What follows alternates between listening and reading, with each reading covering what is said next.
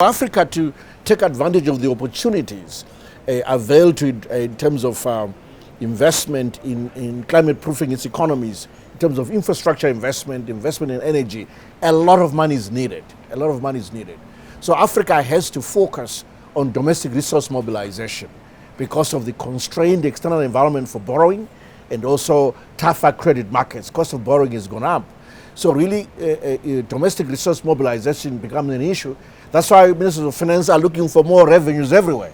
It's not just the minister of finance for Zimbabwe being myself, but all other African countries who find ministers of finance are looking for extra revenue or cutting back on recurrent expenditure or something like of the sort.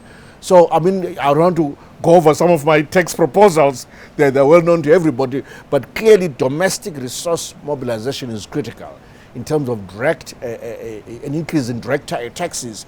Of course, we can ring fence some of the taxes for specific purposes, but it's taxes nonetheless from companies and citizens and other economic agents.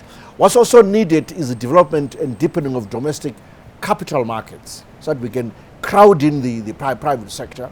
I'd like to see more activity on the Zimbabwe Stock Exchange, on the VFX, Victoria Falls Stock Exchange, both in terms of equity investments as well as instruments in terms of on the income, fixed income front, corporate bonds being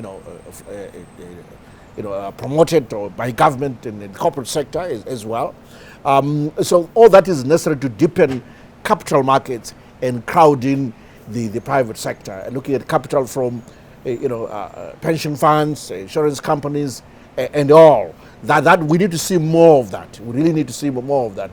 I see that our financial sector is still very low on its prescribed assets targets. So clearly, the more work needs to be done, and we will give you all the brownie points if you follow suit and invest in some of these projects. But I'm very pleased, for example, from what I'm hearing, in terms of what Old Mutual has done with one of the UN agencies in launching basically a climate finance green fund of almost close to 50 million.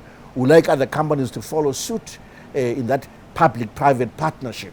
If I've challenged the private sector locally to say, I want to be able to support the issuance of a green bond as government, but it should be private sector led. The job of the Minister of Finance is just to support, but support in the right direction. So crowding in the private sector through capital market development, to me, is a way to go, in addition to direct taxes in terms of domestic resource mobilization.